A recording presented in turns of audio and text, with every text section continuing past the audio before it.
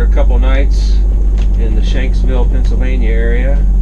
We're headed off this morning to our next destination, which is the Gettysburg, Pennsylvania area. We're going to hop on Route 30, the Lincoln Highway.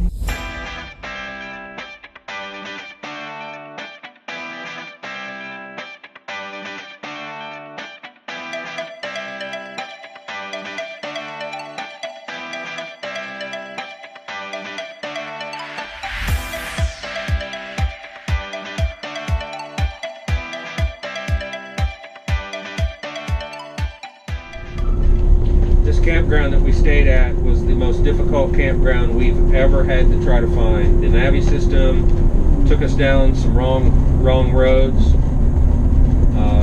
We ended up getting on some detours because the roads were closed. We ended up having to unhook our car from the motorhome not once, not twice, but 3 times before we got to our campsite. We were going down roads that had weight limits, bridges that would not allow our motorhome to go through because of how heavy we are, so we had to, in one case, pull into a field right at the bridge. Turn left on Cheap Ridge Drive. And get turned around, hook back up. It was quite a chore. And then even once we got into the campground was so small and tight that it was pretty difficult getting parked. But once we were there, it was a nice quiet place, but I don't think I'd ever want to come back to this spot. Well, we're hopping on 30. As I mentioned earlier, this is referred to as the Lincoln Highway. If you're not familiar with the Lincoln Highway, it was one of the first Continue on Lincoln Highway. transcontinental highways for automobiles across the United States. I think it started back in the early 1900s, and it's about 3,500 miles long. Stretches from Lincoln Park, California, all the way to Times Square in New York. Passes through 13 states. This is the Bald Knob Summit. It's a 9% grade. Set for maybe the next 6 miles, so they've got truck speeds at 20 mile an hour going down this hill. So I've got the exhaust brake on, and I'm just going to creep down this mountain. No! Whoa!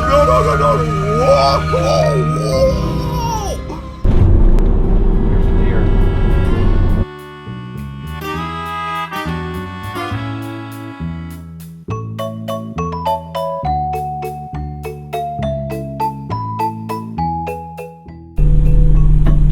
What's the last name of the reservation? Gleam.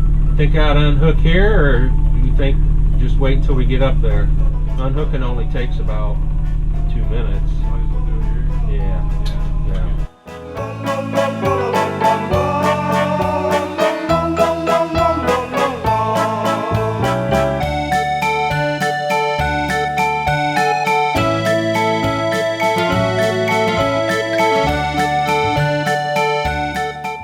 Okay so far? But just the tires are going to hit him, right? Am I okay? I don't care if I run over him with my tires. Am I okay?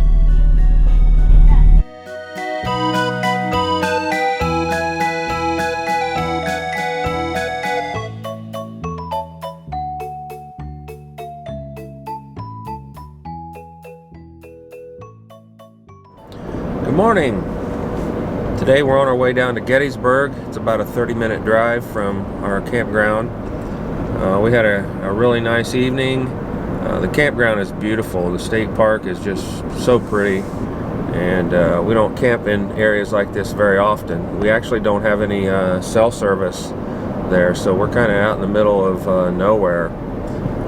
We ran around a little bit yesterday at the campground and rode our bikes, and ended up talking to some hikers that are hiking the entire length of the Appalachian Trail. Again, beautiful area, and we're looking forward to our day at Gettysburg.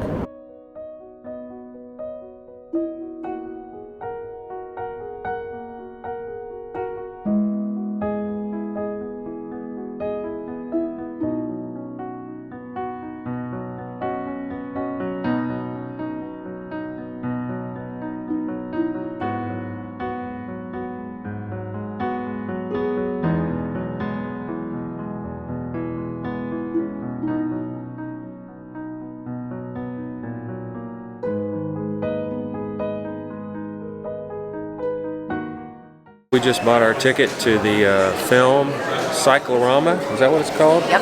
And museum. This is an incredible visitor center. They tout it as being one of the nicest in the whole national park system, and I would have to agree based on what I've seen so far. Hold on to the stuffs. Okay. That's good for the museum all day. Okay. Right through the open doors. Thank you. Yeah, I'm trying to get more steps than him.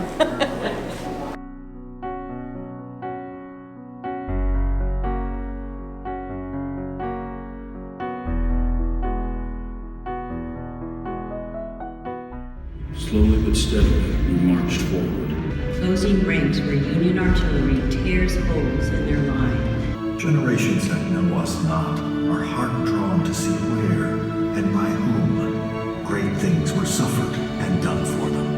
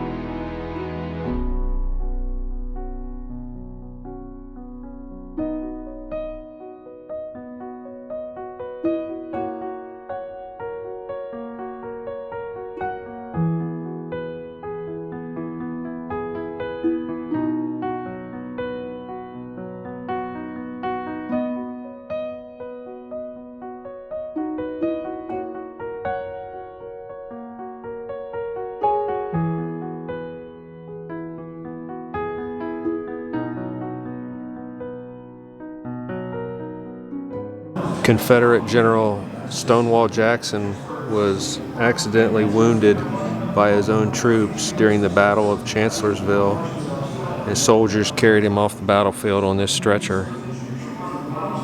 This stove, cot, medical chest, and field desk here traveled with General Robert E. Lee during the invasion of Pennsylvania.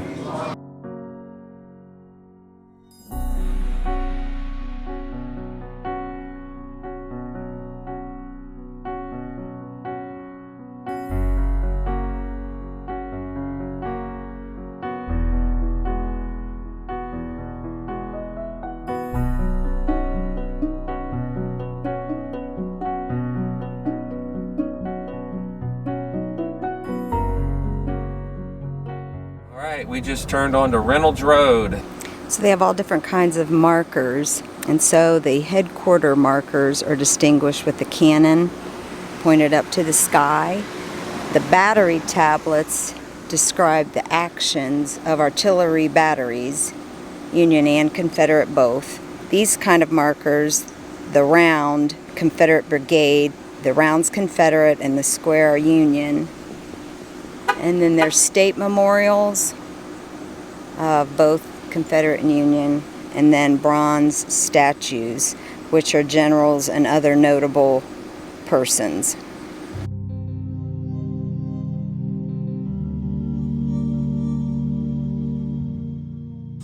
The 6th New York Cavalry.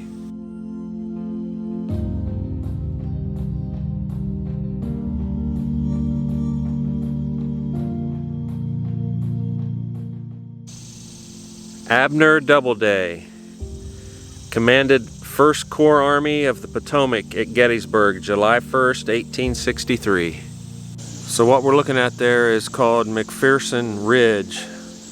And on July 1st, 1863, that's where the battle began, around 8 a.m. to the west, beyond that barn that you see right there on the right-hand side. So we're going to walk down into this little valley and then up on top of the ridge where the Battle of Gettysburg started. This is the ridge, and I'll just do a little 360 so you can kind of see where we're at.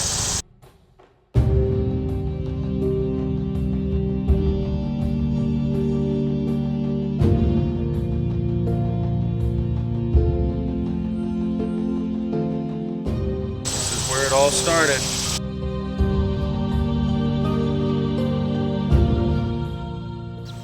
This is called the Eternal Light Peace Memorial. 75 years after the Civil War, over 1,800 Civil War veterans helped dedicate this memorial to peace eternal in a nation united. There's a photograph of the memorial service. By the end of the first day, about 16,000 total soldiers were killed, wounded, or missing. Both sides paid a heavy price, but the Southerners had won the day, led by General Robert E. Lee.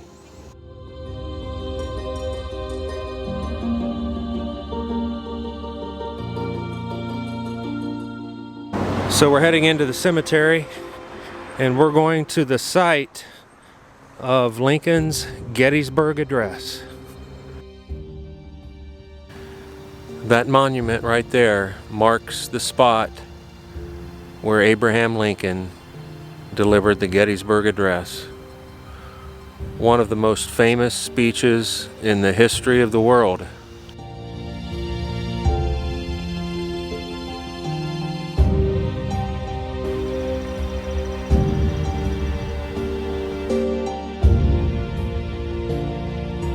Major General John Reynolds, Major General Oliver Otis Howard, United States Army. So we're standing on Cemetery Hill currently, occupied by the Union forces. If you're familiar with the Battle of Gettysburg, you've probably heard of Culp's Hill. That's it, just to the right. Just going along with Leslie talking about the markers. This type of marker here with what? The point? A cannon on it, pointed to the sky, represents a headquarters.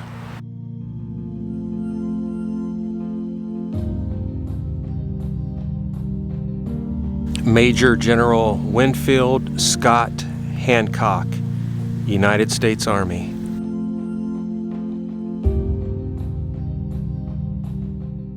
Fourth Ohio Infantry, 1st Brigade, 3rd Division, 2nd Corps, Carroll's Brigade, Ohio's tribute. Companies from Marion, Worcester, and Canton. Here's a list of names of those killed or wounded on July 2nd and July 3rd, 1863. And on the other side of the monument, listed companies from Mount Vernon, Delaware, and Kenton.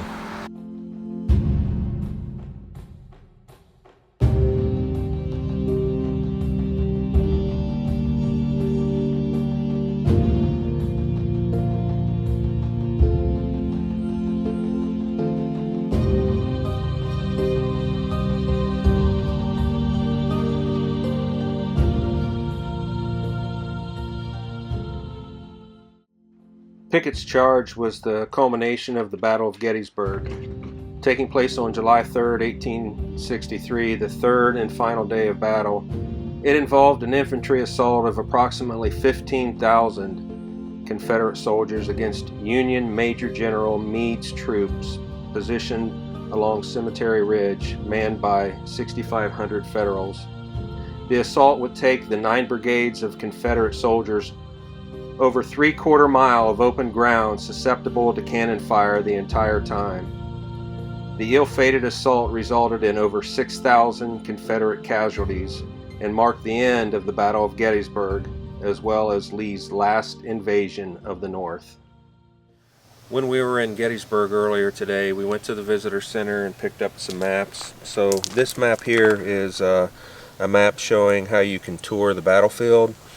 So here's downtown Gettysburg, and then all these red lines show a tour that you can take. It has 16 stops.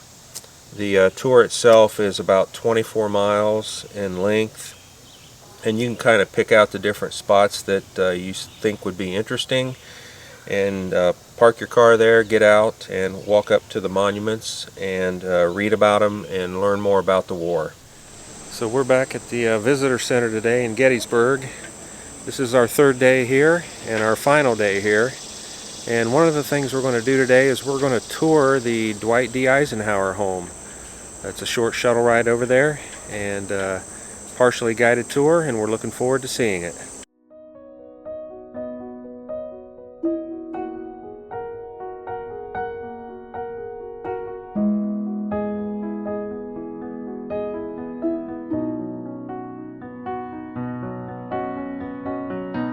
battlefield to the home and farm of General Dwight D. Eisenhower, Supreme Commander of the Allied forces in Europe during World War II, and the 34th President of the United States.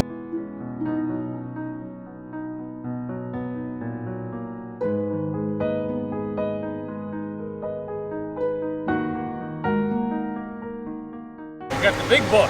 Yeah. Do I get a stamp here? Do I get Yeah, we have stamps inside the reception Okay. center. So Can I just go hold on. ahead? Well, just Oh, hold just on. wait. I Okay. give you like an overview Okay. for a few minutes. Okay. Only, first and only home that the Eisenhowers ever owned. According to Mamie Eisenhower, they moved approximately 40 times in their life, mainly during the military years. Ike is 60 years old when he buys this farm in the fall of 1950. He is the president of Columbia University in New York City. A lot of people forget about his academic time. And he knows it's not long term, and he's planning his retirement, and he wants a farm in Gettysburg, Pennsylvania. But as you know, those plans will get changed.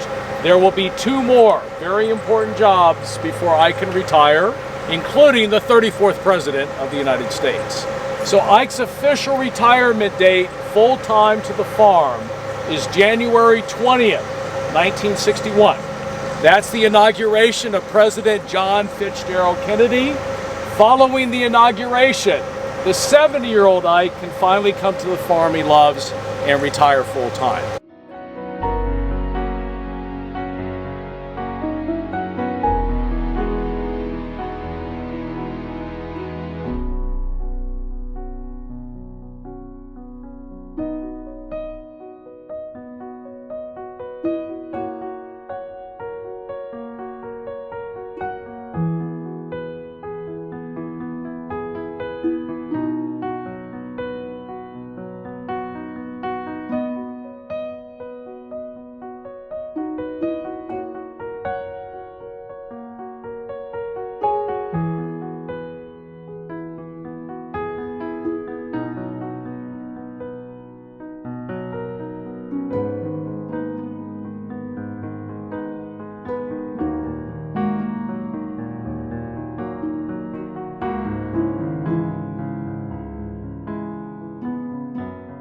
He wrote a book, Crusades in Europe.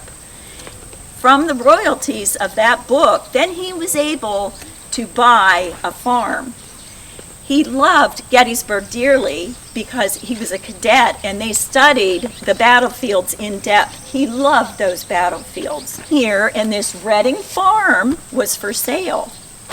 Perfect, beautiful view, absolutely gorgeous view. And the battlefield just right beyond that tree line. Thought, you know, I could bring world leaders here, get to know them better on a one-to-one basis.